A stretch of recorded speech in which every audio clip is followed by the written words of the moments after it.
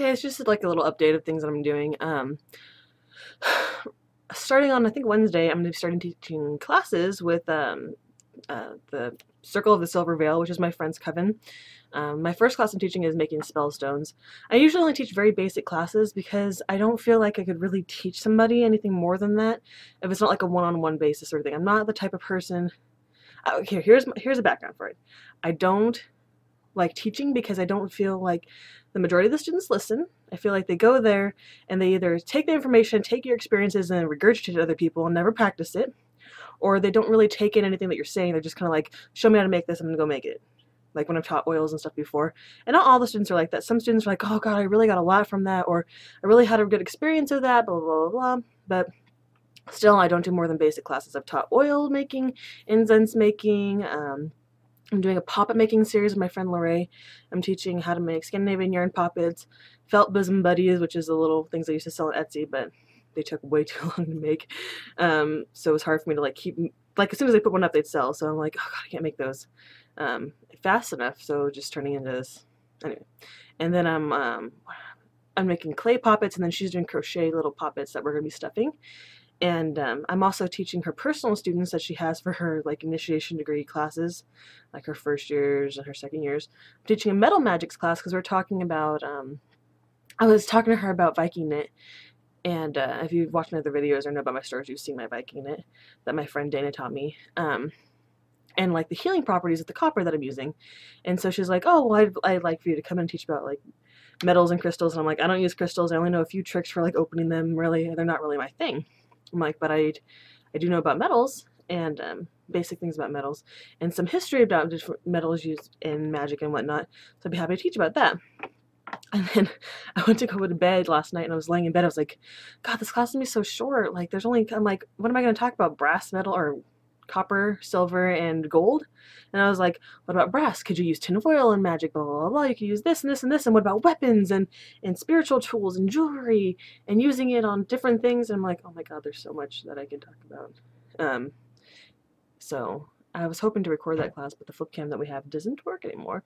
So I might do video afterwards when I get all my notes put together and everything, and do like a series on here talking about different things. But yeah. So you won't normally find me teaching classes. I don't like teaching groups of people because I don't really feel like, unless I know them, like with her group, I like teaching for her group because I know most people in there and I've known them for a while. So it's easier for me to connect with them, and I know some of their personalities and different things, so it's easier to know how to teach them and whatnot. Whereas I wouldn't be the type of person that's like starts teaching classes randomly and like, pay me to teach these classes. I don't even really like taking money for these classes I'm teaching. I mean, we're paying like $5 a class, but it's all hands-on stuff. And I'm teaching for free for her metal class because she's my pagan mom's. But I wouldn't probably ever teach for anybody else, at least not anytime soon. I don't know, I feel like you can't really teach on a subject unless you've mastered it or something. Does that make sense? Like, there's so many questions people can ask you, and you can't just pull stuff out of your butt. And like, I've taken classes where people, instead of saying, I don't know, I'm sorry, and like being honest, I'm like, okay, cool, I'll look it up later. They'll make something up, and then you go look it up later, and you're like, where the hell did they get this from? So that's really why I don't like to teach. But I would take on, like, if I was working with somebody else, it'd be easier. Like, hey, what are you interested in? Oh, cool, I'll tell you about this and this and this. And then we can have discussions one-on-one. So much more my style or whatever. I know I make videos on here, like short little videos like this, I use mint and stuff. But that's like stuff that you can, I don't know, it's not really like a personal thing. Like, it's more like, hey, here's a little bit of information. Now I want you to go off and learn more about yourself, or more about this product or this herb or something. I'm like just starting you off on like, here's an idea, not like, here's all my experiences and all this and this and this. And then people feel like they've learned all this stuff and experienced all these things when they haven't. They just taken somebody else's experiences as their own. I don't know, it kind of bothers me. I don't really know how to explain myself. I'm not really good at translating my thoughts all the way, usually. I think in pictures and feel things rather than think in words, in a sense. Does that make sense?